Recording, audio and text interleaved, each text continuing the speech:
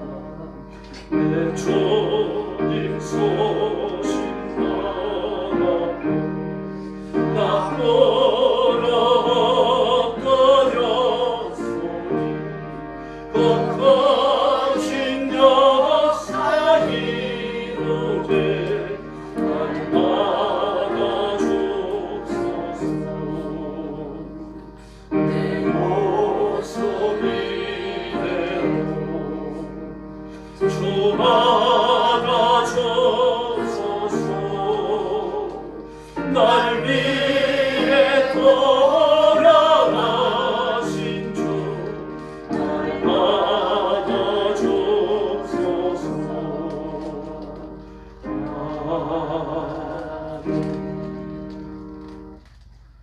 이제 하나님 앞에 주일 난 예배 올리겠습니다. 다 같이 일어서 주시기 바랍니다. 머리 숙여서 묵상 기도 드리겠습니다.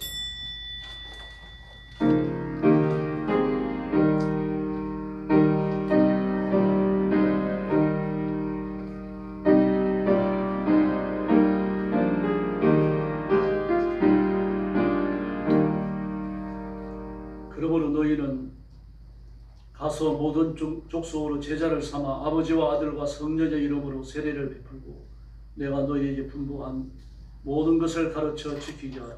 볼지어다 내가 세상 끝날까지 너희와 항상 함께 있으리라 하시니라. 아멘. 우리 아버지 하나님 감사합니다. 저희를 죽음과 저주와 절망에서 건져 하나님의 영생하는 생명을 주시고 부활하는 생명으로 하나님 앞에 순종하며 살게 하시니 감사합니다.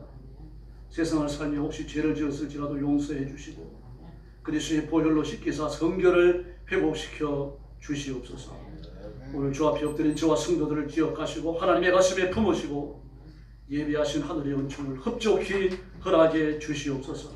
오늘도 죽음의 전쟁터와 재난의 현장과 땅끝까지 이르러 복음 전하는 주의 종들, 선교사님들, 사랑하는 성도들을 기억하시고 선교의 현장마다 주일의 안식과 하늘의 권능을 허락해 주시옵소서. 예수님의 이름으로 간절히 기도 올리옵나이다. 아멘. 찬송가 제8장 부르겠습니다.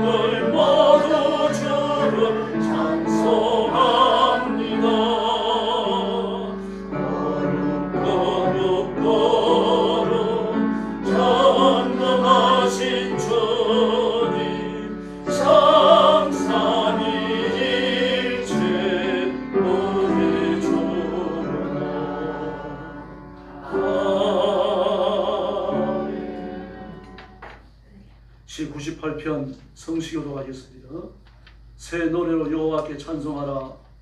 대저 기이한 일을 행하사 그 온 손과 동안 장발로 저희를 위하여 구원을 베푸셨도다. 여호와께서 그 구원을 알게 하시며 그 일을 대방의 전에 일으켜 하셨도다. 저가 이스라엘 집에 향하신 인자와 성실을 기억하셨으므로 땅의 모든 끝이 우리 하나님의 구원을 보았도다. 온 땅이여 여호와께 즐거이 소리할지어다. 소리를 발하여 즐거이 노래하며 찬송할지어다. 아멘. 머리 숙여서 신앙 고백하겠습니다. 나는 전능하신 아버지 하나님 천지의 창조주를 믿습니다. 나는 그의 유일하신 아들 우리 주 예수 그리스도를 믿습니다. 그는 성령으로 잉태되어 공정로 마리아에게서 나시고 본디오 빌라도에게 고난을 받아 십자가에 못 박혀 죽으시고 장사된 지 사흘 만에 죽은 자 가운데서 다시 살아나셨으며 하늘에 오르시어 전능하신 아버지 하나님 우편에 앉아 계시다가 거기로부터 살아있는 자와 죽은 자를 심판하러 오십니다. 나는 성령을 믿으며 거룩한 공교회와 성도의 교제와 죄를 용서받는 것과 몸의 부활과 영생을 믿습니다. 아멘. 자리에 앉으셔서 31장 찬송하겠습니다.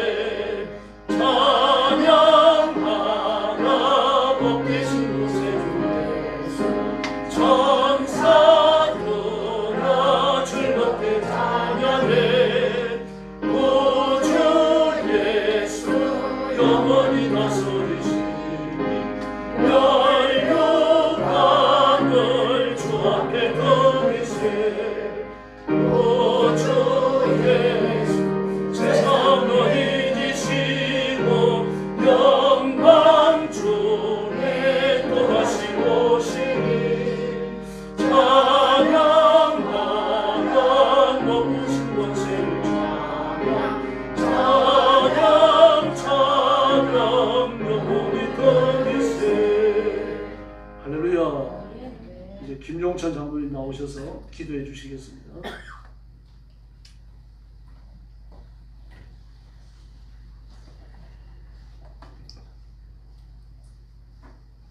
기도하겠습니다. 영원에서 영원까지 계시며 시간의 시작과 끝을 주관하시는 전능하신 아버지 하나님, 하늘과 땅의 경계에서 조용히 피어난 아침 햇살처럼 은밀하게 확실하게 섭리하시는 주님의 손길을 찬양합니다. 삼위일체 되신 아버지 하나님, 창조의 권세로 이 땅을 붙드시고 구속의 은혜로 교회를 세우시며 성령의 역사로 우리를 거룩하게 하시니 그 은혜를 기억하며 이 아침 거룩한 주의 날에 저희를 원근 각지에 불러 모아 주셔서 신령과 진정으로 예배드릴 수 있도록 불러주셨으면 감사합니다. 역사의 무게를 거스르는 것이 아닌 그 한가운데서 하나님의 주권을 고백하며 오늘도 우리는 아벨처럼 믿음으로 제단을 쌓았사오니 향기로운 제물이 저희들 되게 하여 주시옵소서. 아버지 하나님, 우리의 지난 한 주간의 삶을 다시 한번 돌이켜보고 그늘진 마음과 헛된 생각, 순종하지 못한 언행이 수없이 많았음을 고백하지 않을 수 없습니다. 말씀은 거울이요 등불이라 하였건만 우리는 말씀 앞에 서기를 꺼려하였고 세상의 소리에 귀 기울이며 죄악의 낙엽을 맨발로 걸어가겠습니다. 주님, 흙먼지 묻은 발을 씻겨주시고 거짓과 이손으로 얼룩진 마음을 주의 보혈로 정결케 하여 주시옵소서.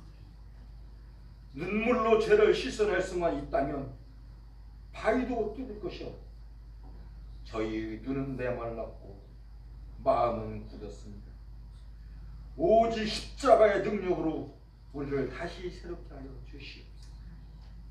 죄의 무게보다 크신 하나님의 자비하심으로 용서하시고 주님의 자녀로서 합당한 삶을 살아가게 하여 주시옵소서. 자비로우신 아버지 하나님, 이제 6월 3일 이 나라의 새로운 대통령이 세워지는 날입니다. 주님, 이 땅의 주권이 백성에게서 나오되 그 위에 하나님의 손이 있음을 우리는 믿습니다. 주께서 나라를 세우시고 지도자를 붙드시는 줄 아오니 새 대통령이 주님을 두려워하는 자가 되게 하시고 자기의 유익을 도모하는 자가 아니라 백성을 품고 하나님의 뜻을 경외하는 자가 되게 하여 주시옵소서. 하나님의 공의를 사랑하며 진실과 자비를 실천하는 지도자가 되게 하시고 대한민국을 주님의 길로 이끄는 선한 목자로 사용하여 주시옵소서. 주님, 성도들의 삶을 기억하여 주시옵소서. 믿음이 연약한 자들은 붙드시고 가난한 가운데 신실하게 주님을 찾는 이들에게 이루하여 주시옵소서. 병상에 누운 이들에게는 치유의 은혜를, 시험에 빠진 이들에게는 이김의 능력을 더하사 그리스도 예수 안에서 승리하는 삶을 살게 하여 주시옵소서. 아버지 하나님, 이 세상의 정욕과 물결 같은 유혹에서도 거룩함을 저희들 지키게 하시고 우리의 손과 발이 주님을 닮아 빛과 소금의 사명을 온전히 감당하게 하여 주시옵소서. 아버지 하나님, 이제 6월은 호국 보훈의 달입니다. 이 나라 대한민국을 사랑하여 주시고 외세의 침탈 속에서도 신앙과 자유를 지키게 하신 그 은혜를 기억합니다. 조국을 위해 피 흘린 이들의 희생을 잊지 않게 하시고 그 위에 세우신 자유와 평화, 복음의 전진을 이어가게 하여 주시옵소서. 특별히 복음이 자유롭게 선포될 수 있는 이 은혜의 터전이 언제나 보존되게 하시고 한국교회가 그 자유를 주님의 영광을 위해 사용하게 하여 주시옵소서. 복음을 들고 세례 여러 곳에서 수고하시는 선교사님들 기억하사 그분들의 땀방울이 참된 복음의 씨앗이 되어 옥토밭에 떨어져 그곳에서 복음의 열매가 풍성히 열리게 하여 주시옵소서. 사랑과 공의의 아버지 하나님, 이 땅 위에 세워진 주님의 몸된 우리 영광교회를 위해 기도합니다. 우리 교회가 진리의 기둥과 터가 되어 세상의 어두움 속에 등불이 되게 하시며 모든 사역 가운데 복음의 열매가 풍성하게 하여 주시옵소서. 사자 목사님에게 머리끝에서부터 발끝까지 성령으로 기름 부으시고 날마다 성령의 충만함을 더하여 주시고 목회의 수고 위에 새 힘과 위로를 덧입혀 주시옵소서. 교회의 모든 봉사자들이 동일한 마음으로 주님을 섬기며 주님의 뜻 안에서 하나 되어 복음의 능력을 세상 가운데 드러나게 하여 주시옵소서. 오늘 드리는 이 예배를 주님 기쁘게 받아 주시옵소서.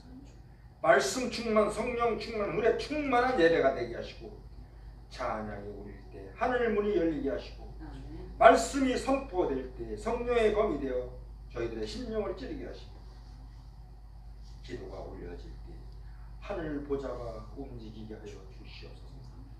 병든 자는 고침을 받고 낙심한 자는 위로를 얻고 방황하는 자는 회복되는 은혜의 예배가 되게 하여 주시옵소서. 봉사하는 모든 손길들을 기억하시고 눈에 보이지 않는 헌신조차도 주님께서 갚아주시고 예배 가운데 오직 하나님 한 분만 높임을 받게 하여 주시옵소서. 오늘도 우리를 붙드시고 십자가에서 피 흘리시기까지 우리를 사랑하신 예수 그리스도의 이름으로 기도드렸사옵나이다. 아멘.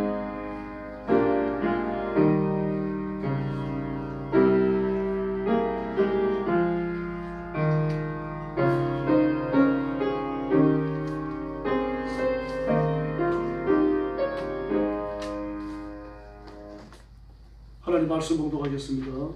여호수아 24장 14절과 15절입니다. 구약성경 357페이지입니다.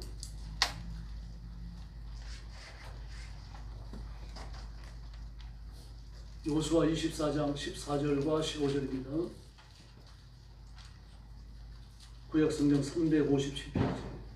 찾으셨으면 같은 음성으로 봉독하겠습니다. 그러므로 이제는 여호와를 경외하며 온전함과 진실함으로 그를 섬기라. 너희의 조상들이 강 저쪽과 애굽에서 섬기던 신들을 치워버리고 여호와만 섬기라. 만일 여호와를 섬기는 것이 너희에게 좋지 않게 보이거든 너희 조상들이 강 저쪽에서 섬기던 신들이든지 또는 너희가 거주하는 땅에 있는 아모리 족속의 신들이든지 너희가 섬길 자를 오늘 택하라. 오직 나와 내 집은 여호와를 섬기겠노라 하니. 아멘. 말씀의 제목은 오직 하나님입니다. 여호수아가 죽음을 앞두고 있던 당시 그 고대 이스라엘은 대단히 혼란스러웠어요.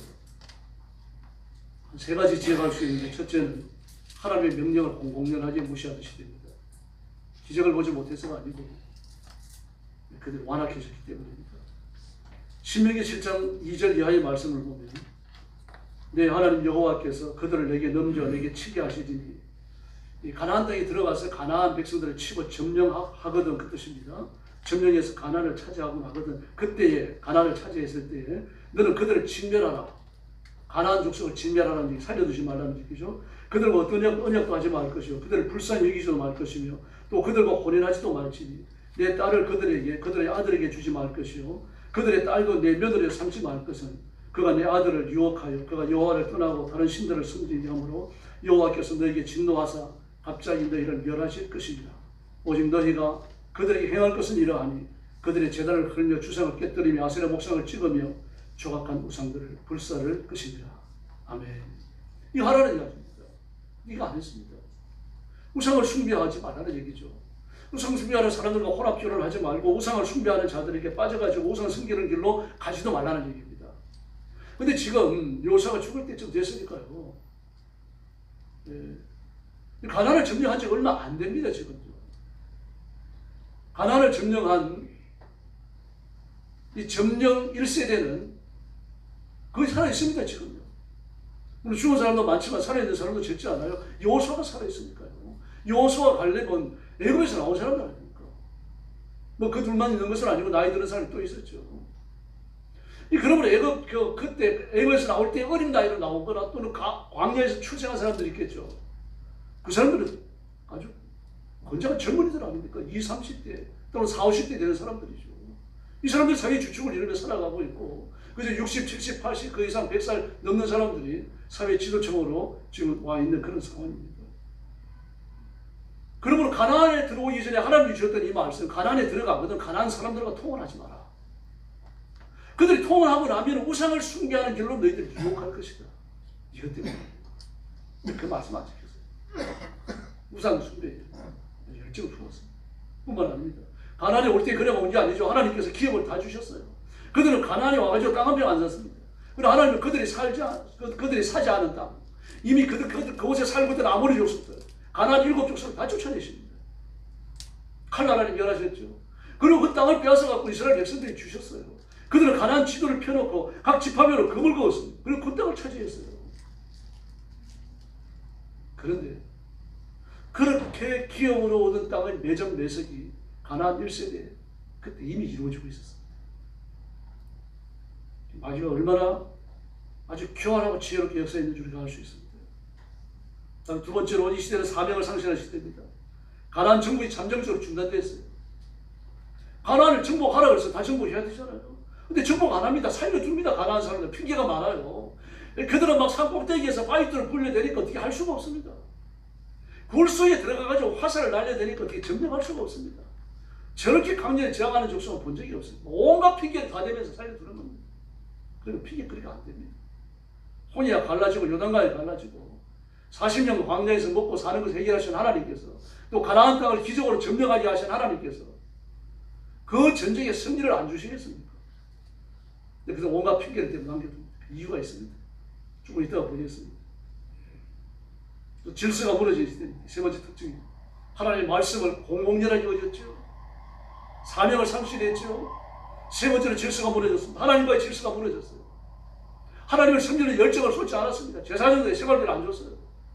안 주니까 제사장들이 어떻게 합니까? 성전을 떠나가는 거죠. 먹고 살아야 되니까요. 제사장은 성전에서 나오는 것으로 먹는 겁니다.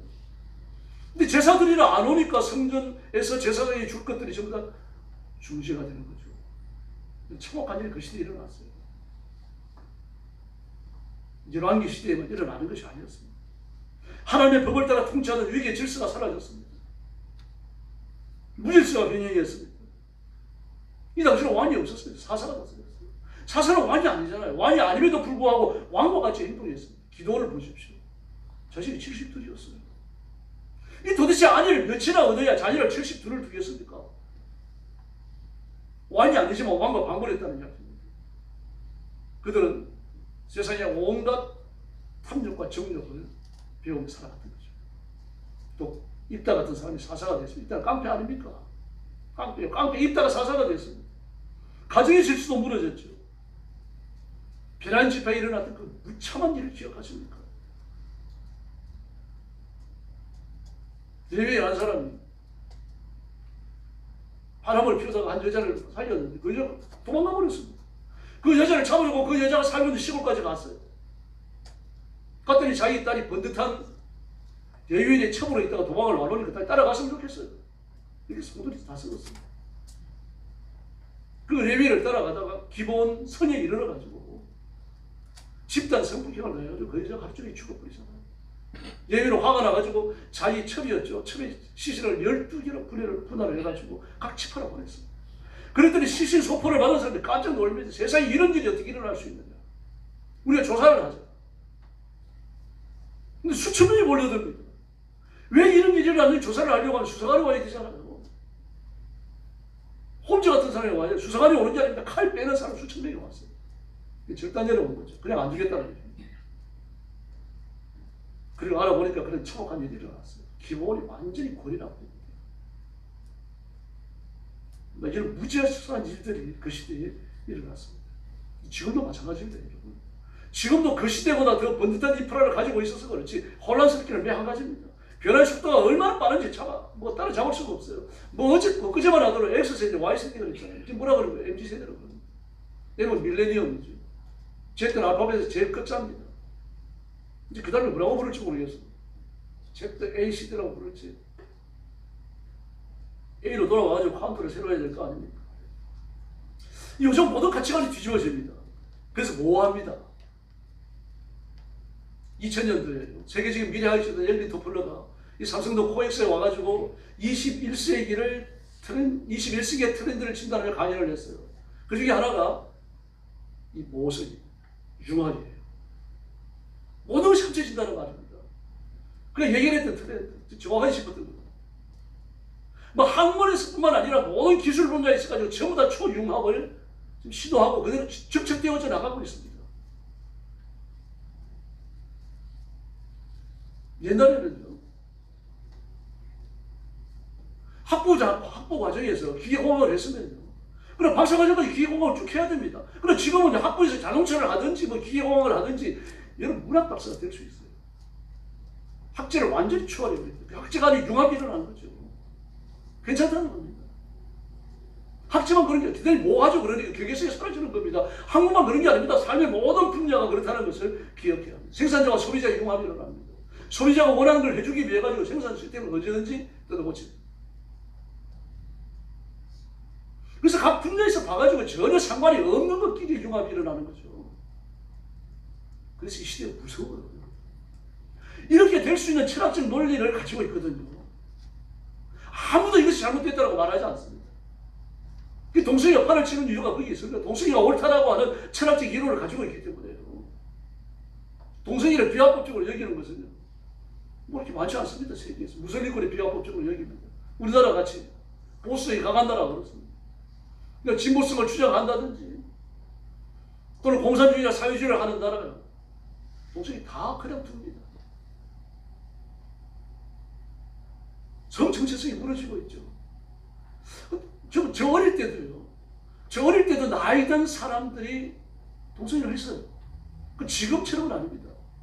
어른들이 하시는 대표를 들어보면 그 두 사람은 여자들인데도 내외를 한다. 이제 그렇게 얘기하는 말을 제가 들었어요. 그때도 있었어요, 동성애가. 지금 같은 경우는 아닙니다. 지금은 아예 대놓고 하고 있죠. 이제 6월 달에 동성애 자체가 8일간에 걸쳐서 일어납니다. 못 막습니다. 아예 그냥 물줄기를 이루게 될 거예요. 막 매스컴에서 사방에서 막 이걸 띄워댈 거고요. 온갖 난잡하고 더러운 일들이 그 축제 현장에서 벌어지게 될 거고. 남녀가 결혼을 하는 게 인지상정 아닙니까? 이게 여러분 당연한 거 아니에요? 원인이 주어졌으니까 결과가 오는 거죠. 그 지금은 아닙니다. 그 창조의 질서에도 불구하고요. 남녀간의 결혼이 아닙니다. 그래서 사람끼리 결혼하는 거예요. 이제 사람끼리 결혼도 뛰어넘었죠. 짐승하고도 결혼합니다. 자기가 키우는 애완동물하고도 결혼해요. 희한한 날 사회가 되어졌습니다. 모든 것의 가치가 무너지고 있습니다. 중요한 이념들이 다 무너지죠. 이념만의 경계성이 대단히 모호해지고 있다는 얘기입니다. 종교도 마찬가지입니다. 이제 기독교만이 생명의 종교다라고 외치면 치탄 같습니다. 거리에 나가서 외치는 정도 해보세요. 미쳤다 그럽니다. 욕하고 지나갑니다. 왜? 누가 욕하고 지나갑니까? 같은 기독교인이에요. 저도 여러 번 경험했습니다. 모든 가치가 뒤집어지고 재해석되는 이런 시대에 얼마나 혼란스럽게 짝이 없습니다. 그러면 우리가 이 요수아 24장에 이 사람들을 욕할 건 아닙니다. 그런데 이것은 너무 강력한 물줄기고요. 하나님이 허용하신 일들입니다. 그러므로 역사는 돌아서지 않습니다. 이 식으로 계속해서 발전해 나갈 겁니다. 그럼 우리는 흘러가는 물줄기를 돌이켜 흐르게 할 수는 없지만요. 잘못된 것은 잘못됐다라고 분별하고 분석하고 정죄해야 합니다. 이런 일들을 통해서 적그리스도가 나타날 준비들이 전부 다 갖추어져 가고 있는 거죠. 그러므로 그리스도의 이 변화하는 역사에 대해 가지고 성경적으로 대처해야 할 줄로 믿습니다. 가치관이 혼란에 빠졌지만 우리는 성경적 가치관을 들고 나가야 됩니다. 윤리나 예절이나 습관이나 전부 다 마찬가지입니다. 어제까지 예절이었는데 오늘은 예절이 아니에요. 지금 이 시대의 문화는 지난번에도 말씀드렸습니다. 포스트 모더니즘인데 그 속에 이제 신자유주의 시대라고 그래요. 왜냐고 하면 개인의 자유를 너무 강조했기 때문에 개인의 자유를 건드리지 말라는 얘기예요. 자기 하고 싶은 거 하게 놔두라는 그런 이야기. 뭘 해도 가벼워요. 그래갖고요. 인생의 태도에 진정함이 없습니다. 대학 문제도 아주 장난하듯이 결정을 내립니다. 공부가 다른 걸 대처하지 않습니다. 우리는 어릴 때 공부 안 하면 난리 났잖아요. 야단 맞아야 되고 말입니다. 숙제했는지 늘 점검받아야 되고 지금은 아닙니다. 인터넷 서핑을 한다든지 영화를 보든지 논다든지 말입니다. 막 이런 거 공부하는 거만 대체시키지 않아요. 아이들이 얼마나 똑똑한지 모릅니다. 나는 공부하는 머리가 아니다. 자기가 잘 알아요. 그렇기 때문에 공부를 해도 큰 성적이 안 오르니까 차라리 나는 그 시간에 인터넷 서핑을 하고 웹툰하고 놀고 안 해도 열심히 해도 어차피 시험 성적은 안 오르니까 내가 하고 싶은 건 열심히 하겠다는 얘기예요. 그리고 내 특기를 키워나가겠다는 얘기예요. 그런 주장이에요. 그래서 나이들이 그런 생각을 가지고 있고 그런 주장을 합니다. 신앙도 마찬가지입니다. 신앙에 대한 진정 갈등이 없어요. 기도를 하고 성경을 읽고 주의를 지키고 하나님께서 허락하시는 영적 초월의 영역에 안주하고 이런 것에 대한 진지한 고민이 없습니다. 지금 10대, 20대 청소년들에게 이걸 강조하면요. 자유를 박탈하지 말라고 말합니다. 나는 내 결정을 따라 성경 읽고 주의를 지키고 기도 생활 다 하고 있습니다. 뭐 하고 있느냐? 식사 기도밖에 안 해요. 언제 기도에 헌신하겠습니까? 성경 읽습니까? 예배 시간에 와가지고 성경 읽는 게 전부 다인 경우가 대부분입니다. 여러분. 그래서 쇼핑하듯이 말입니다. 저는 IPTV를 뒤지든지 또는 유튜브를 뒤지든지 말입니다. 틱톡을 뒤지든지 해갖고 자기가 좋아하는 목사님 그 시대에 인기를 끄는 목사님의 설교를 듣습니다. 설교도 막 25분, 30분 다 듣지 않아요. 쇼츠를 듣습니다. 3분에서 4분짜리. 대부분 1, 2분이 많습니다. 막 25분씩, 30분씩, 35분씩 그 설교를 못 들어냅니다. 애들이요. 1, 20대 아이들이요. 체제에 저항하고 반항적 싸움을 합니다. 예측할 수 없는 행동을 하죠. 전통적인 규범을 거부하죠. 교회만 교회상을 다 잃어버렸습니다. 그 중에 하나가 기독교인의 결혼식이에요. 물론 이제 기독교인들 핍박받을 때 그랬습니다. 옛날에는요. 예배 중에 결혼식을 했습니다. 예배 중에. 예배 중에 신랑 신부가 나와가지고 서로 사랑한다고 사랑을 확인하고 그뭐 파뿌리까지 될 때까지 살겠느냐. 그렇게 해서 서로 서약을 하고 말입니다. 그리고 반지를 나눠 끼고 목사님 서원 선언을 하고 결혼을 축하되는 겁니다. 예배 마치고 축하 예를 베풀고 경건했어요. 뭐 여러분도 결혼할 때 다 그랬을 겁니다. 예배를 따로 드렸잖아요. 결혼 예배를요. 이제는 아닙니다. 이것도 아니고 저것도 아니에요. 융합이 되어져 갖고 말입니다. 희한하게 변해버렸습니다. 근데 목사님이 왜 그러는지 모르겠어요.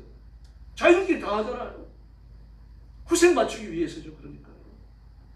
차라리 기독교적 예배를, 혼인 예배를 드리고 그 따라하라는 얘기입니다. 그럼 되잖아요. 2번 하면 되잖아요. 일본 사람들 결혼식 2번 해요. 현대적인 결혼식을 하고 신사에 가가지고 전통 결혼식을 또 한 번 합니다. 거의 90% 이상이 그렇게 합니다. 여러분들 영화를 봐서 알겠습니다만 서양의 젊은 사람들 보십시오. 결혼이 급해요. 그걸 어떻게 합니까? 자기가 아는 목사님한테 전화합니다. 신부님한테 전화해요. 전화해가지고 지금 가니까 3시간 후에 도착하니까 결혼식 해주세요. 그 목사님 준비해요. 신부님이든지. 전화 받은 사람이 준비합니다. 그 하객이 있느냐? 하객 없어요. 하객이 중요하죠. 왜 그랬으면 정인입니다. 결혼식의 정인이에요. 그래서 결혼식의 내용을 기록을 남길 때 그런 결혼식의 정의를 반드시 이름을 기록합니다. 그런 다음에 찾아오면 서로 신뢰하는지 사랑하는지 바람 안 피울 건지 확인한 다음에 반지를 교환하게 하고 서원 선언을 합니다. 그때 결혼식이 시작돼요. 결혼은요 목사의 서원 선언에서 시작되는 겁니다. 근데 서원 선언을 자기들끼리 다 해버립니다. 결혼의 중요성을 모르죠. 그래서 목사 책임입니다. 지성교회 지도자들의 책임입니다. 이러면서 교회가 세속과 혼합되어져 가는 겁니다. 이게 융합이에요. 여러분 무서운 겁니다. 기독교가 기독교 다움을 상실하는 거죠. 자, 이런 시대에 교회가 뭘 할 수 있을까요? 정말 여러분 뭘 해야 될까요? 세상 참 무섭다. 요즘 애들 무섭다. 그걸 끝입니까? 여호수아 당시를 생각해 보시기 바랍니다. 그들은 왜 하나같이 야단만 쳤을까요? 집집마다 모든 어른들이 그런 소리를 하고 따지고 나오는 그런 사람들은 얼마나 있었을까요? 여호수아가 야단치고 있잖아요. 막 혼을 내고 있습니다. 이들이 이렇게 타락한 삶이 여호수아 24장에 이들의 타락한 삶이 사회적 현상이라고 하는 것을 간과해서 합니다. 그러니 거절할 힘이 없는 거예요. 그때는 흐름이 되어져서 흘러내려가기 때문이에요.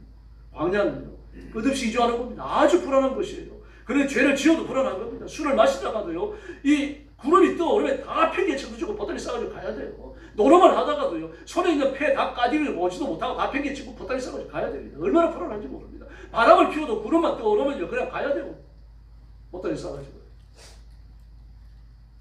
그래서 새로 이주한 가나안 안락한 도시가 있고 안정된 삶이 있습니다. 이 죄 짓는데도 안정됐다는 그런 뜻이에요. 언제고 그 자리에 안정된 술집이 있고 노름하는 집이 있고 성명이 할 수 있고 말입니다. 구름이 떠오르지 않을까 눈치 볼 필요 없고 말이죠.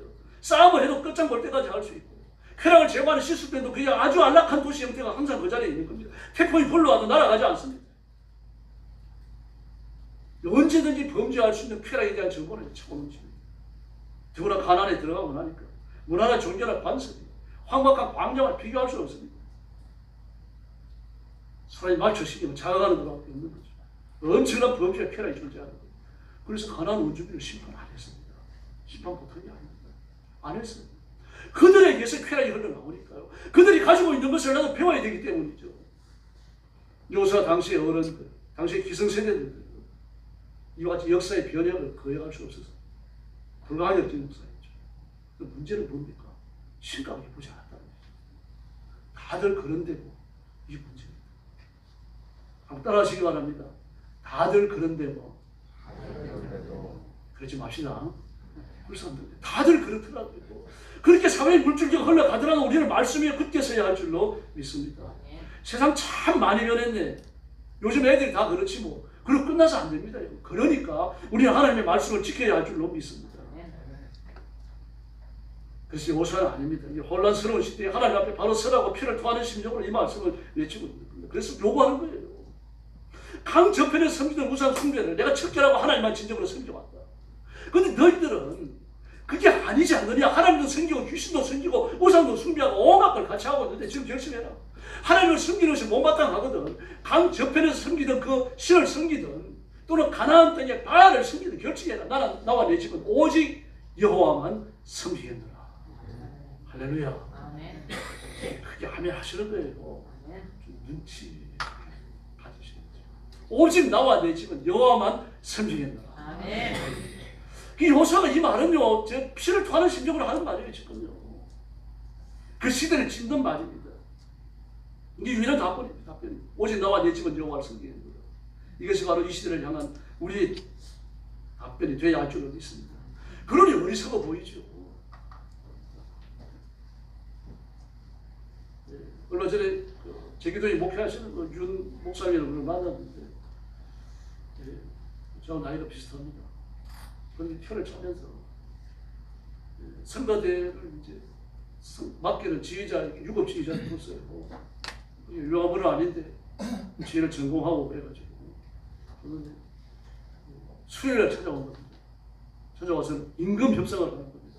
목사님 얼마나 올려주십시오. 내 친구들 얼마 받고 있습니다. 저는 그 친구들 받는 거하고 못 받지만 얼마나 주시면 좋겠습니다. 그랬더니 목사님도 큰 교회가 아닙니다. 그래서 이제 좀 이 찬송가 음악 부분에, 교회 음악 부분에 좀 퀄리티를 높이고 싶어가지고 지휘자를 불렀거든요. 근데 이렇게 나오니까 지금 당신은 우리 형편을 아는데 집사님 조금 봐주면 좋겠다. 그랬더니 알겠습니다. 그걸 나가버렸어요, 교회를. 사직서를 냈는데 그때 카톡을 해요. 나가면서 그냥 나가는 게 아니라 반주가 데리고 나갔습니다. 수요일에 그랬어요. 주일날 어떻게 하는 거예요? 이렇게 됐어요, 여러분.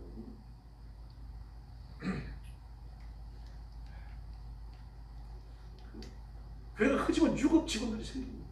그 유급 직원들 중에서 찬양과 관련된 유급 직원들 교회에서 골칫거립니다, 지금. 거듭나지 않은 사람도 한둘이 아닙니다. 되게 그 사람들 보면 예술대학 나온 사람입니다. 예술대학은요, 그 기독교계 특히 예술대학이 많아요. 그러니 예술대학을 다니면서 거의 CCM 다 배워요. 다 경험을 합니다. 그러니 교회 와가지고 아무런 여과 과정 없이 대학에서 배웠으니까 봉사할 수 있는 거예요. 봉사하다가 어떻게 됩니까? 팀 리더가 들어오죠. 그들은 규합하죠. 그리고 임금 협상이 들어가요. 교회가 이렇게 됐습니다. 모든 교회가 이런 건 아닙니다. 교회가 이렇게 되면 이권단체로 변해버렸어요. 진실한 의미에서 뭐 승기나 봉사 같은 게 점점 더 어려워지고 있다는 얘기예요. 그러므로 하나님 앞에 봉사하자, 온 힘을 다하자, 충성하자 이런 말들은 고리타분한 말이 되는 거죠. 그러나 역사의 변형, 타락한 시대를 정화시키는 힘은요, 항상 하나님의 말씀에서 나온 줄로 믿습니다.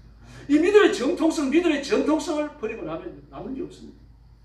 그때는 교회가 변절되는 것 같게 되는 거예요. 미국이 웨슬리 형제의 감리교 운동은 영국의 현대 민주주의를 들었습니다. 프랑스는 어떻습니까? 프랑스 대혁명을 통해 가지고 수많은 사람들이 죽고 그리고 근대 민주주의 국가가 설립돼요. 프랑스 사람들이 영국 사람을 늘 부러워하는 게 그겁니다. 너희들 피 한 방울 흘리지 않고 감리교 운동을 통해 가지고 근대 국가를 열지 않아요. 프랑스는 아니거든. 미국도 마찬가지입니다. 보험주의 영성운동이에요. 미국을 민주주의 토대에 굳게 세워놓고 그 무서웠던 경제공황을 탈출하는 거예요. 우리나라도 마찬가지입니다. 한국 전쟁을 이겨내고 온갖 고통으로 얼렁졌을 때도 이 대한민국을 먹여 살리고 이렇게 세우는 그 모든 역동적인 힘이 어디서 나옵니까? 석기도에서 나왔습니다. 김용기 장로의 새마을운동에서 나왔죠. 어디서가 원리시가 본질로 돌아가야 합니다. 그 해답이 있습니다. 역사적 진보와 성결한 변화는요, 기독교의 영적 각성의 결과물이 엎드려 기도하던 성도들, 또 눈물과 한숨과 철야와 금식으로 하나님 앞에 엎드리는 성도들, 이들이 민족을 이끌어갔습니다. 하나님은 자신에게 치중하는 사람들을 보호하십니다. 우상숭배에 빠지지 못하고 죄에 빠지지 못하도록 보호하시는 거예요. 그러나 하나님께 치중하지 않으니까 엉뚱한 소리에 기울이고 엉뚱한 걸 보게 되는 거죠. 저희 신령보다 하나님을 더 사랑하기 때문입니다. 2, 3년 전에 어떤 교회는요, 찬양팀을 해체해버리고 청년을 해체해버렸어요. 100한 60, 70명 모이는 교회입니다. 왜 그런가 하면요, 찬양팀장하고 반주자 사이에 불륜이 생겼어요. 근데 찬양팀장이 기혼자예요. 그러니 뭐가 되겠습니까? 그걸 해체시키겠다고 했더니 목사님의 비리를 인터넷에 다 파헤치고 오르게 만들어 목사님 목회기를 맡겼습니다. 그러면 금가지요, 목사님 실수가 있는데요. 그래가지고 그 말 듣고 쓰는 말이죠. 정말 자기가 했던 설교 다시 한번 봤습니다. 10년 동안 설교했던 거 다 봤습니다. 대장 목사가 1년이면 한 560번 정도의 설교를 합니다. 새벽 예배까지. 그 시민치를 봤으니까 어떻게 했습니까? 노심초사하는 거죠. 자신감을 얻었어요. 너 파헤치려면 파헤치고 밝히려면 밝히라. A4용지에 내 죄를 써가지고 교인들에게 배고하려면 배고해라. 너 우리 교회에서 찬양 있는 못한다. 우리가 찬양팀 해체하고 성가대 해체. 손해버렸어. 여러분, 이 교회가 이렇게 뒤어져 있죠. 건들 것 없어요. 말씀에 국회에서 교회가 훨씬 더 많습니다. 엎드려 기도하는 성도, 말씀대로 살려고 바동치는 성도가 훨씬 더 많다는 이야기입니다. 하나님께서 보호하십니다. 하나님께 집중하는 성도는 하나님께 보호하시지만 하나님께 집중하지 아니하면요, 마귀 노래를 내는 적 없습니다. 허락하시는 거죠. 그래서 느헤미야 5장 19절을 보니까 하나님이요, 내가 이 백성을 위하여 할 만한 모든 일을 생각하시고 내게 은혜를 베푸시옵소서. 그 70년 유배 생활을 마치고 70년 그 감옥 생활을 마치고 고국에 돌아와가지고 막 이스라엘 재건을 위해서 피눈물을 흘리면서 기도하고 애쓰고 있는데 민장들, 대제사장들, 관리들이 말입니다. 앞장을 서가지고 혼합 결혼을 하고 말입니다. 난리가 났습니다. 막 이스라엘가 이 말을 듣고 느헤미야가 이 말을 듣고 기가 막혀갖고 말입니다. 머리털을 쥐어 뜯으면서 하나님 하는 기도를 했거든요. 그랬더니 정리가 다 됐어요. 이스라엘 때 그런 일이 있었죠. 느헤미야 때도 있었죠. 죄는 반복되지만 하나님 앞에 집중하면 하나님은 또 성결케 하실 줄로 믿습니다. 그러므로 모든 성도는 하나님 한 번만 잘 따라야 할 줄로 믿습니다. 여러분, 전쟁이 일어나면요, 이 장정들을 입대시킵니다. 뽑아가지고요. 그런데 병 기본 교육만 받는다고 하더라고요. 최소한 4주, 6주 그렇잖아요. 근데 막 3일만 교육시키고 5일만 교육시키고 그러니까 전쟁터를 내보내야 돼요. 뭘 가르치겠습니까? 딱 3가지 가르칩니다. 정신교육하고 사격하고요, 제식훈련이에요. 그럼 도대체 전쟁터에 나가는데 제식훈련과 정신교육이 뭐 필요하냐? 그게 군인을 만드는 겁니다. 제식훈련과 정신교육이요, 군인을 만드는 거예요. 그 다음에 사격은요, 그 군인으로 싸울 수 있는 기술을 만드는 거죠. 그 3가지만 집중적으로 가르쳐가지고 전설이 될 거예요. 여러분, 우리는요, 말씀을 읽고 엎드려 기도하고 예배하는 데 집중해야 할 줄로 믿습니다. 이 3가지가 시시해지고 나면 딴 건 의미가 없어요.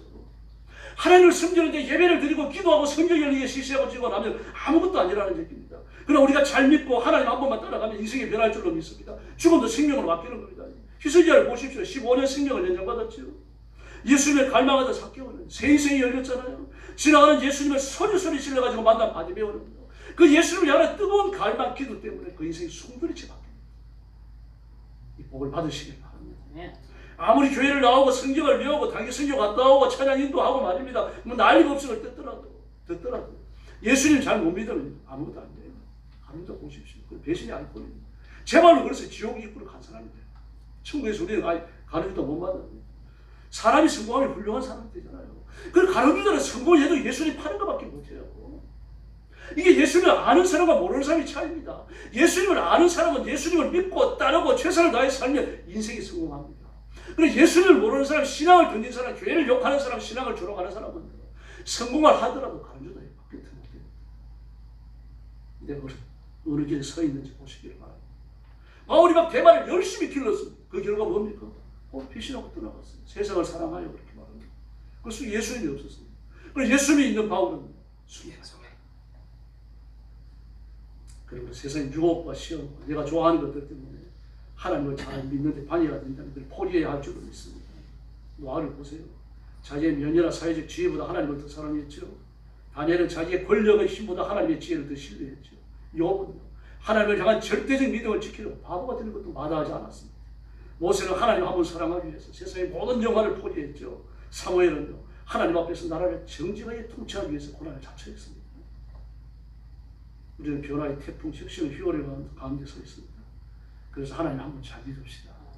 누가 대통령이 되느냐, 우리 민족의 미래를 결정합니다. 엎드려 기도하는 사람, 하나님을 섬기는 사람, 정말 백성을 위해서 충성할 수 있는 사람이 뽑혀야 됩니다. 하나님 앞에 눈물로 부르짖읍시다. 그래서 역사와 민족을 변화시키고 후세에게 하나님 잘 섬기는 것이 어떤 것인지를 가르치고 아름다운 신앙의 흔적을 남기는 존귀한 일꾼들이 되기를 예수님의 이름으로 축원합니다. 그래서 기도하겠습니다. 6월 3일 대통령 선거를 위해서 기도하시고 하나님께서 우리 민족 앞에 살 길을 열어달라고 부르시고 여러분들이 오늘 여호수아 24장 14절로 15절의 말씀을 외치는 이 여호수아와 같이 하나님을 잘 섬기며 살게 해달라고 뜨겁게 부르시기 바랍니다. 같이 기도하겠습니다. 자비하신 하나님 아버지 은혜를 감사합니다. 오늘 아침도 주 앞에 엎드려 말씀을 상고하고 통성으로 기도하며 주의 은혜를 구합니다. 사랑하는 성도들을 기억하시고 붙들어 주시기를 바랍니다. 은총과 능력과 권능과 의의 손으로 만지시고 본의 복을 더하여 주옵시기를 우리 아버지와 간절히 원하고 기도하옵나이다. 세상이 어떻게 변하더라도, 세상이 어떻게 교회를 향하여 도전해 오더라도 여기에 불하지 아니하고 믿음을 지키며 말씀 위에 굳게 서게 하시고 오직 나와 내 집은 여호와만을 섬기겠노라. 이것이 내 고백이 되어져서 세상이 감당치 못하는 신앙인이 되게 하여 주옵시기를 간절히 원합니다. 우리 것들의 기도할 때 악한 마귀가 떠나가게 하시고 악한 마귀의 진이 깨어지게 하시고 악한 영들이 도망가게 하여 주시기를 바랍니다. 우리 민족을 괴롭히는 마귀, 우리 민족을 시험에 들게 하는 더러운 마귀야, 예수님의 이름으로 명하노니 떠나갈지어다. 우리 교회 위에 승리를 주시고 우리 민족 위에 승리를 주시옵기를 간절히 원하고 기도합니다. 요소를 쓰신 것처럼 저와 성도들을 사용하여 주시옵소서.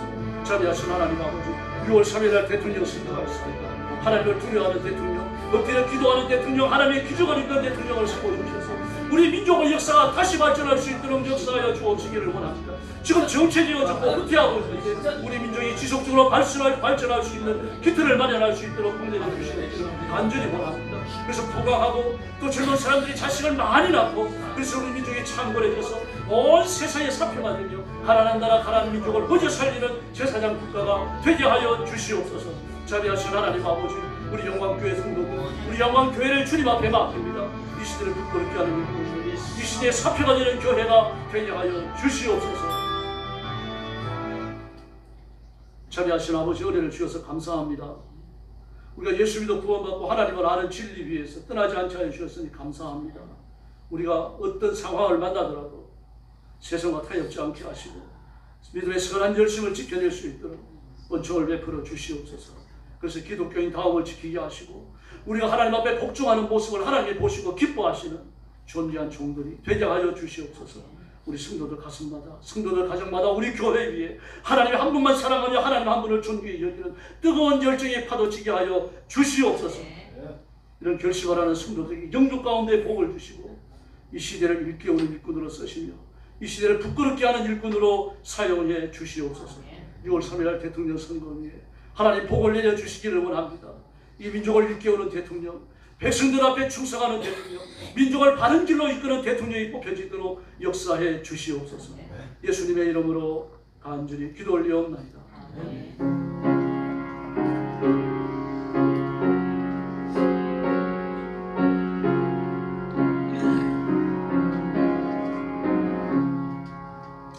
찬송가 40장 부르겠습니다.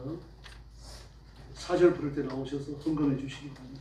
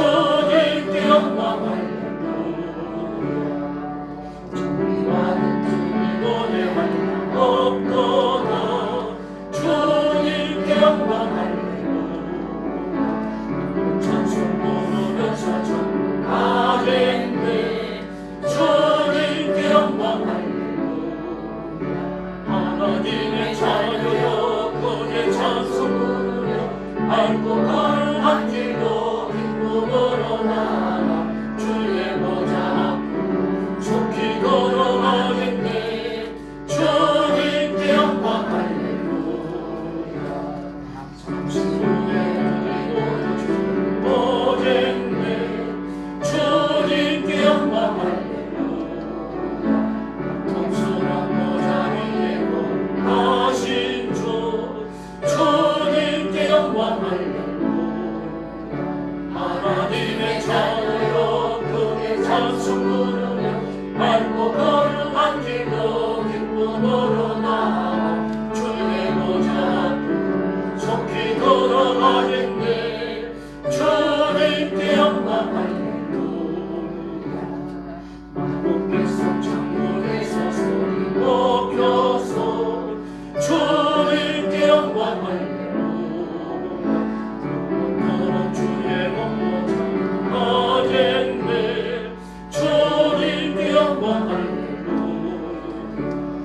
하나님의 자녀여 그분의 찬송 부르며 밟고 걸음한 길로 기뻐 걸어가며 주의 보좌 앞으로 속히 돌아가겠네 주님께 영광하리라. 할렐루야.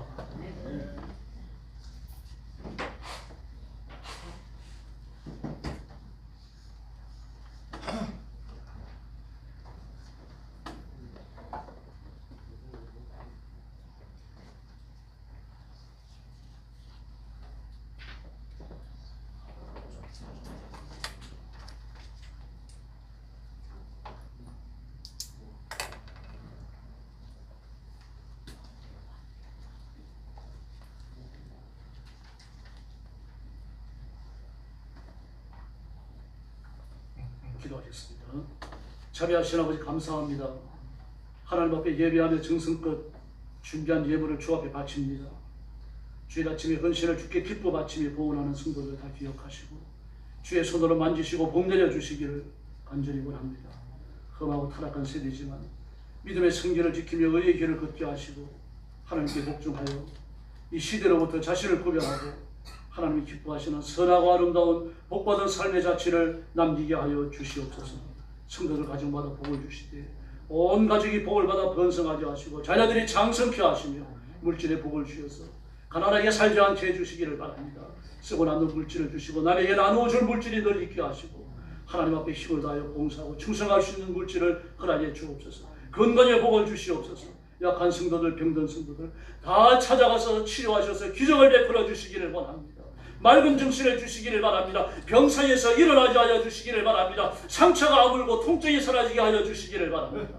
온 성도들을 주 앞에 맡겨서 하나님의 영광을 위하여 영화롭게 사용해 주시옵소서. 예수님의 이름으로 간절히 기도 올리옵나이다. 아멘.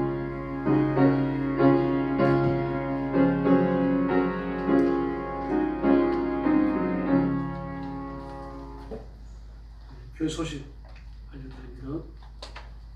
6월에 요즘 신명기 28장 5절로 6절입니다. 내 광주리와 뜻반죽 그릇이 복을 받을 것이며 내가 들어가도 복을 받고 나가도 복을 받을 것입니다. 같이 외우겠습니다.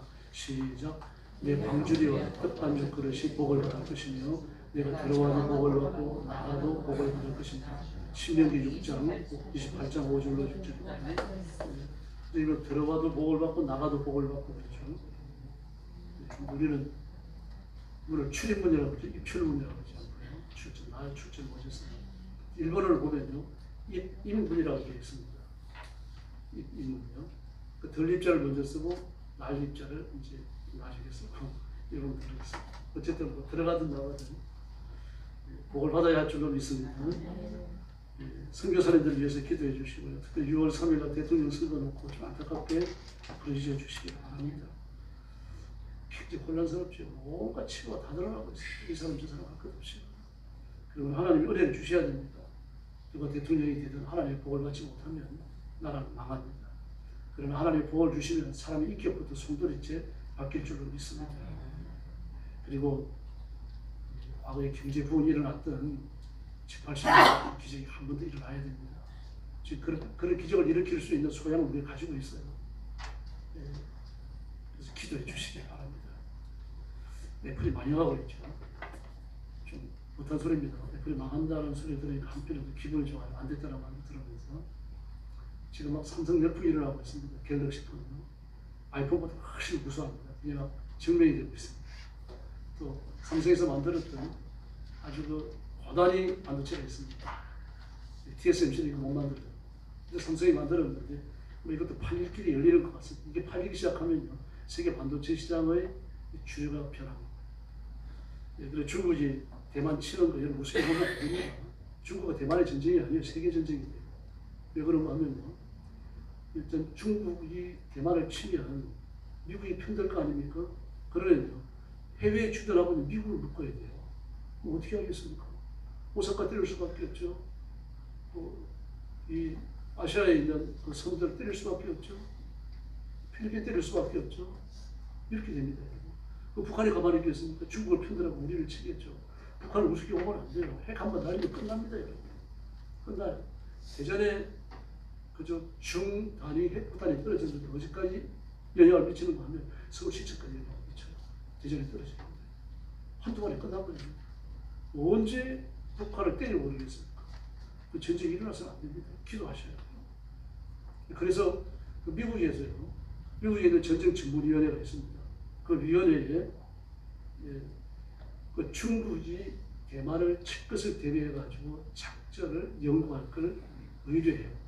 근데 어떻게 의뢰했는가 하면 우리 미국이 아시아를 보호할 수 있는 이 전쟁을 준비하면 어떻게 되겠느냐 그걸 준비했어요.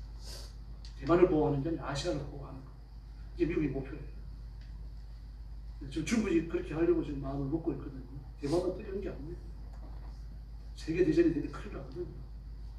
중국이 뭐 그렇게까지 가지는 않겠습니다. 지금 그런데 시진핑도 미치지 않을 수 있어요. 왜 그런가 하면 지금 중국이 여러분이 네이버 들어가가지고 중국 파산 쳐보십시오. 막 손바닥만을 걸쳐 슉슉 떠옵니다. 중국 파산에. 그때 국가 파산을 선언합니다. 제가 볼 때 가짜뉴스 같은데 중국 경제가 그렇게 심각해요. 이걸 이기는 길은요 전쟁밖에 없어요. 그래서 기도하셔야 돼요. 전쟁 일어나면 다 망하지만 그 시진핑 살게 됩니다. 이런 일들과 대한민국 대통령 선거가 맞물려 있습니다. 그래서 정말 그렇게 기도하셔야 돼요. 제가 제일 두려워하는 건 설교 시간 전에 말씀드렸습니다. 차이는 융합 프로슈머인데 가장 적나라한 모습을 보여주는 게 동성애예요. 동성애자는 동성애를 끝나는 게 아닙니다. 사회 모든 분자의 융합을 추구합니다.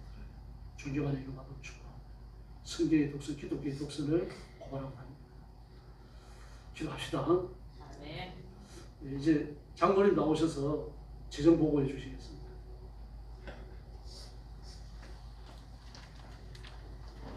규모가 크지 않기 때문에 성도들도 궁금한 줄 압니다. 그래서 광고 시간에 재직들만 모여서 하는 게 아니고 광고 시간에 재정 보고를 이렇게 했습니다. 그런데 원래 이걸로 띄우려고 했는데요. 저 컴퓨터에서 다른 거 다 뜨는데 이 재정만 안 뜨네요. 아침 내내 쇼를 했습니다. 그래서 여러분이 하나씩 보시고 필요하신 분들 얘기하시면 인쇄해갖고 다음 주에 드리도록 그렇게 하겠습니다. 좀 양해해 주시기를 바랍니다. 지난 연말에도 이 영상을 띄웠었는데 오늘 안 떠요. 지금 왠지인지 모르겠습니다. 네, 보고 시작해 주시기 바랍니다. 네, 재정 보고가 끝나신 궁금하신 분들 한부를 저 뒤에다가 비치를 해놨습니다. 그걸 보시고 그리고 이제 궁금하신 분들은 항상 저희 재정부원들한테 언제고 질문을 해주세요.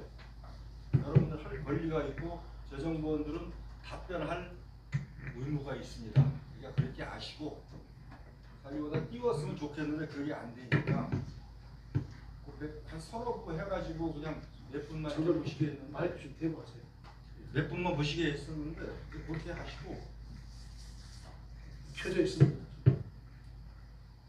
손으로 들어보시면 네, 일단 보신 분들은 보시고 자 11조를 먼저 보겠습니다. 수입 부분에 보면 11조가 이 상반기입니다. 상반기라면 작년 12월부터 5월 달까지입니다. 5월 말일까지 11조가 2,412만 4천원, 주일연금이 293만 7천원, 감사원금이 508만원, 다음에 성교가 148만원, 건축원금이 42만 2천, 총회 세례원금이 42만 2천원이고요. 건축원금이 60만원입니다. 그다음에 성탄원금이 136만원, 신령감사원금이 78만, 부활절원금이 172만, 구제헌금이 81만, 세입자 세금, 이 세입자 세금이라는 게 딴 게 아니고 이 정화조 같은 거 이렇게 할 때는 교회에서 전액 부담을 하고 그 다음에 들어오는 거더라고요. 요게 28만 원 들어왔고요. 그 다음에 세입자 교회 세입니다. 101호 507만 9천, 102호 1524만 9,200. 요게 1,500만 원 또는 저 1,524만 9,200원이 사실은 아니고요. 보증금이 여기 포함되어 있습니다. 이제 왔다 갔다 세든 사람들이 왔다 갔다 하면서 보증금이 여기 일단 수입이 들어왔기 때문에 잡아놨고, 일단 또 지출에 가면은 보증금을 상환한이라고 지출이 나와 있습니다. 그러니까 그렇게 아시면 되겠고요. 또 착각을 하셔갖고 배기호가 야뭐 1,500만 원 또 집세가 들어왔네 이렇게 생각하시면 안 됩니다. 그 다음에 103호 660만 원, 104호 516만 8천. 예, 여기도 보증금 200이 왔다 갔다 합니다. 보증금이 여기는 일단은 들어와 있어요. 근데 나중에 지출해서 빠져나갑니다. 104호 했고, 105호 274만 5천. 그 다음에 SKT 385만, 은행이자가 1155원, 대여금 회수라고 있습니다.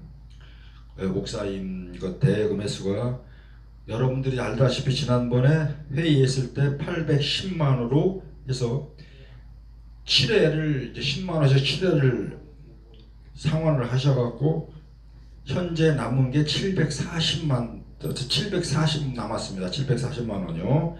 그 다음에 특별 헌금이 반주기, 복음성가, 또 임직자 여러분들이 해주신 헌금이 202만 202만 2천입니다. 그 다음에 전년도 2월금이 1747만 7998.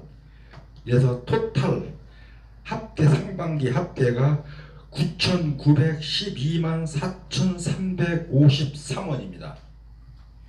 어슴부 쪽이 떴네요. 떴어요. 그래서 보시고 질문 있으신 분들 있으면 질문하세요. 질문 있으면 해주세요. 수입에 있어가지고. 내용이 상세해서 질문 별로 없어요. 상세하게 다 나와 있어요. 그건 이제 권사님 생각이시고 다른 분들은 또 모르잖아요. 예, 의견 내실 수 있습니다. 내세요. 괜찮습니다. 그 지출 넘어갈까요? 네. 네, 지출로 넘어가겠습니다. 지출도 떠요? 그래 진행하시죠. 화면을 보시면 되니까.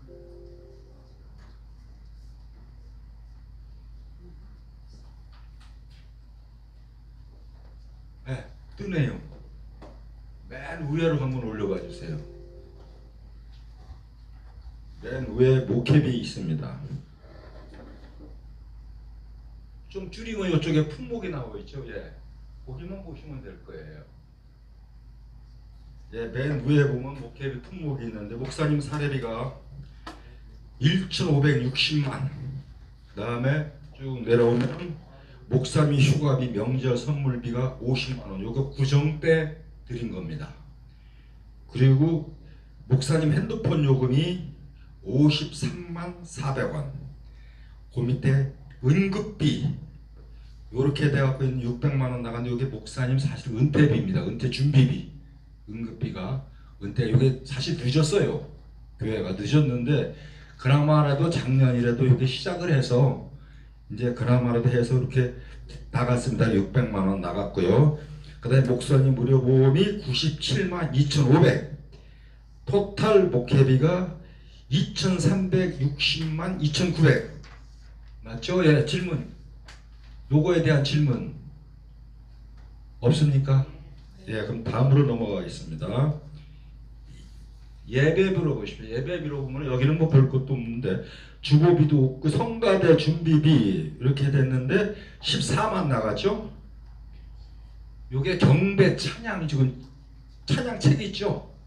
요게 헌금으로 들어왔다가 다시 나갔어요. 그러니까 수입에 들어온 걸 잡았기 때문에 또 지출을 또 해야 돼요. 그러니까 그게 지출로 해서 14만 원이 지출이 된 겁니다. 지금 이제 찬양지표 그렇게 하시면 되겠고요. 그 다음에 예배 준비 헌금 봉투 요거 이제 16,200원 했고요. 강대상 미화 꽃꽂이 현수막 21만 1,000원.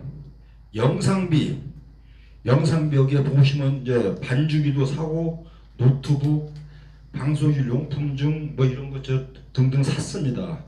이래서 221만 5,600 660원. 맞죠? 네, 여기에 대해서 질문. 합계가 258만 2,860원입니다. 예배에 대해서 질문 있습니까? 혹시라도 의심사항이나 이상하다 싶으면 바로 질문해 주세요. 그 다음으로 전도비로 넘어가 보겠습니다. 전도비로 가면 선교비가 148만. 요번 선교비는 들어온 거 그대로 선교비로 넘어갑니다. 그 다음에 신방비가 90만 10원. 근데 이 10원은 이제 왜 붙었는지 모르겠지만 이제 사다 보니까 뭐 통째로 이렇게 사는 게 아니라 가게 같은데 이렇게 사다 보면 그렇게 붙죠. 그렇게 아시면 되겠고요. 그 다음에 전도비가 85만 2,180원인데 이게 다른 게 아니고 임직자들 요번에 행사할 때 저 뒤에 비치는 성경책 산 겁니다. 전도용품이 마찬가지이기 때문에 그렇게 전도비로 뺐습니다. 그렇게 아시면 되겠고요. 그렇게 이해를 해주시면 됩니다. 그 다음에 교회 홍보비 기독교 신문입니다. 기독교 신문에 84,000. 접대비는 교회 목사님들 오시는 공무로 오신 분들을 식사 대접하고 이제 이러는 그 접대비입니다. 노예 목사님들하고 오신 분들하고 저희 목사님이 접대비를 한 게 46만 9,600원입니다. 자, 그렇게 아시면 되겠고요. 그 다음에 교종선교는 우리가 정해놓은 게 매달 얼마씩 또 정해져 있지만은 그 위에 특별한 행사가 있을 때 또 추가 지출을 합니다.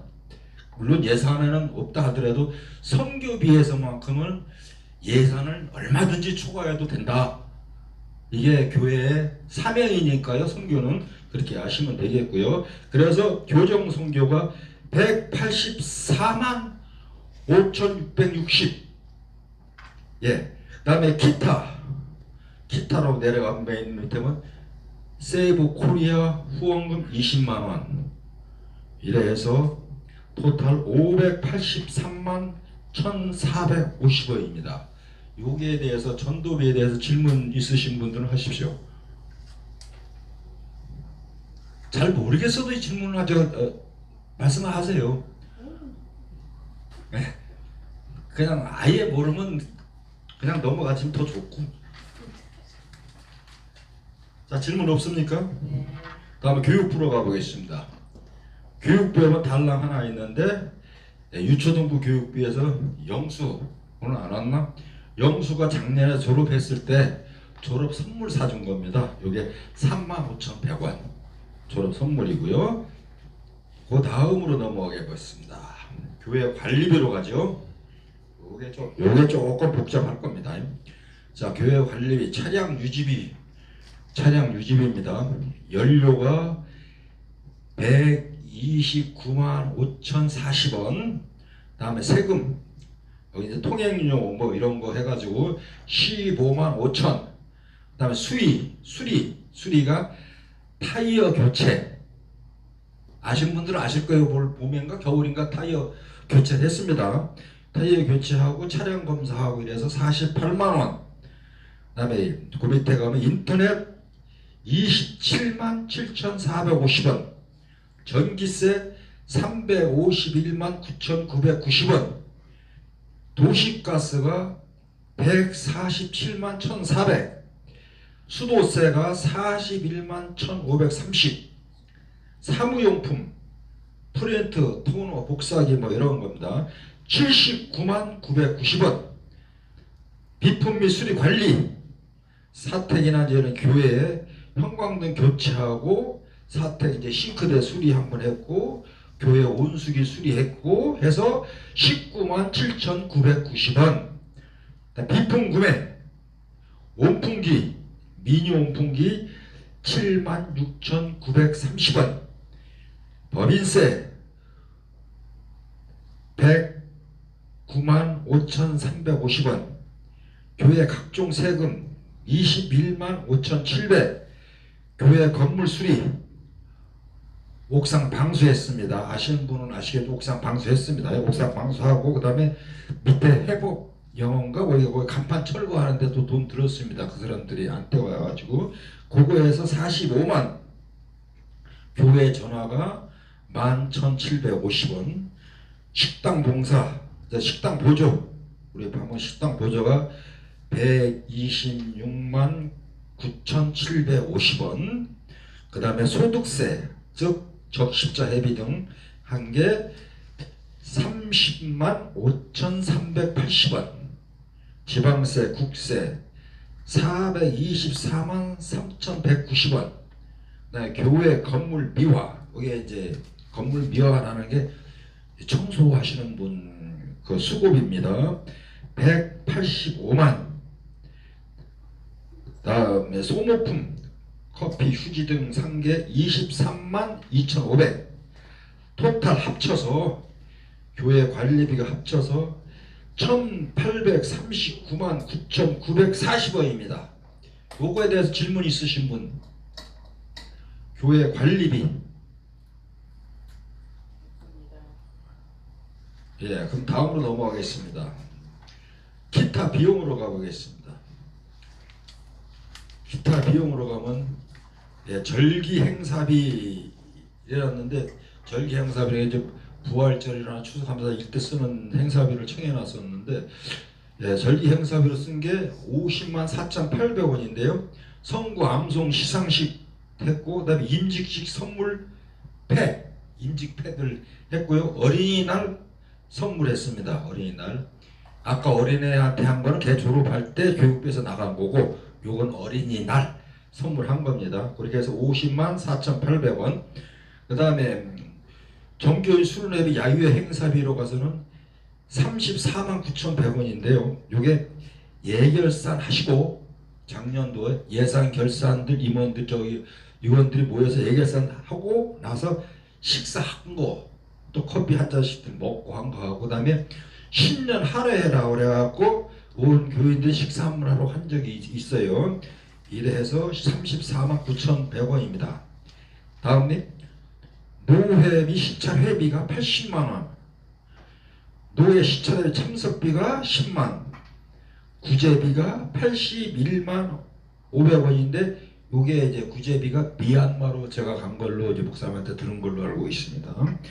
그 다음에 운행 대출 이자 4억 4천만 원에 대한 이자는 1천만 59만 3,267원, 9천만 원에 대한 이자가 216만 6,721원, 화재보험 57만 7,200, 세무기장료, 세무기장료가 108만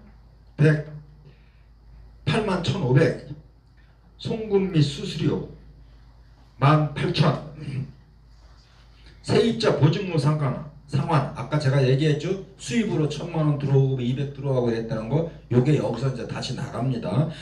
세입자 보증금 상환한 게 디자인 그 해법 영어 해준 데가 1,000만 원 나갔고, 그 다음에 103호인가요? 4호인가요? 거기가 104호 권사님, 거기가 200만 원이 아까 들어왔다가 다시 나갔습니다. 그래서 이게 지출이 보증금 상환 지출이 되어 있는 거고요. 그 다음에 은행의 정기적금이 작년에 좀 돈이 1,000만 원 이상이 좀 있어서, 이거를 저희가 권사님들하고 상의를 해서 정기적금을 들었어요. 지금 정기예금을 들어놨습니다. 그러니까 그래서 정기예금으로 1,000만 원이 은행에 들어가 있습니다. 그렇게 아시면 되겠고, 이게 일단은 지출이 돼 있죠. 근데 돈은 있습니다. 그렇게 아시면 되겠고요. 그래서 토탈 합쳐서 3,949만 6,588원입니다. 기타 비용이. 질문 이해가 안 되시는 분 있습니까? 궁금한 거 질문해 주세요. 이해했습니다. 예. 그러면은 그 밑에 맨 밑에 이제 더 내려가 보면 수입 총액이 9,912만 4,353원입니다. 수입이. 근데 여기서 지출이, 상반기 지출이 899만 8,994만 8,838원입니다. 거기서 빼니까 현재 잔액이 915만 7,515원입니다. 재정부 맞죠? 통장하고 이게 지난주까지 확인해서 맞춘 겁니다. 이게 언제든지 통장이 궁금하다 싶으면 재정부원들한테 말씀하셔서 해주시면 되겠고요. 여기에 대해서 질문. 그렇게 통과했습니다. 좀 박수 한번 해주세요. 고맙습니다.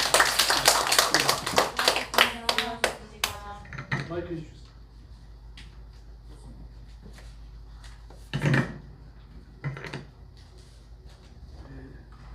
여러분 힘써 헌금해 주셔가지고 재정이 빵빵하게 잘 됐습니다. 그래서 교회는 작아도 우리가 더 큰 일을 하도록 하나님의 큰 복을 받아야 할 줄로 믿습니다. 그리고 재정을 꼼꼼하게 잘 정리해 주시고 관리해 주신 재정부에도 감사드립니다. 네, 이제 다 같이 일어나셔서 55장 찬송 부른 후에 축도하겠습니다.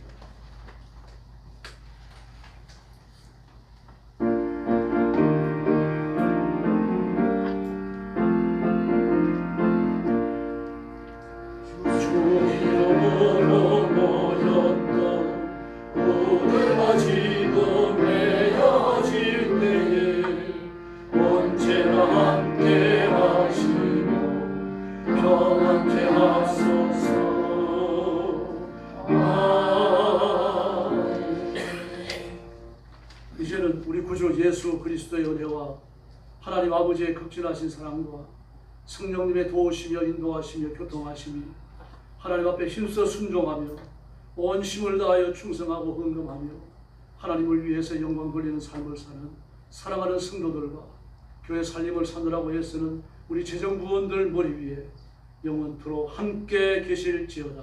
아멘.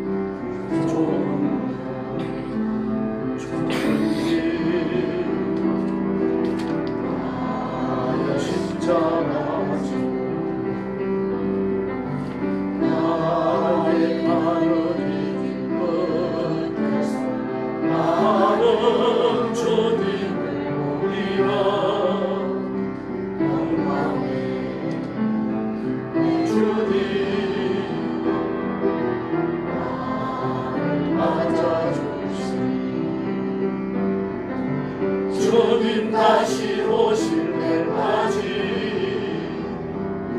나는 달려가리라. 주의 영광 온 땅 덮을 때 나는 일어나 노래하리. 내 사모하는 주님 온 세상 웃으시라. 내 사모하는 주님 영광의 왕이시라.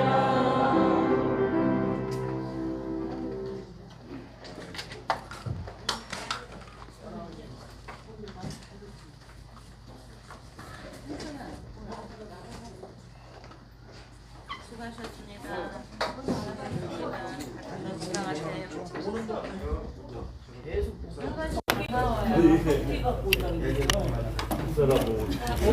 건강하세요.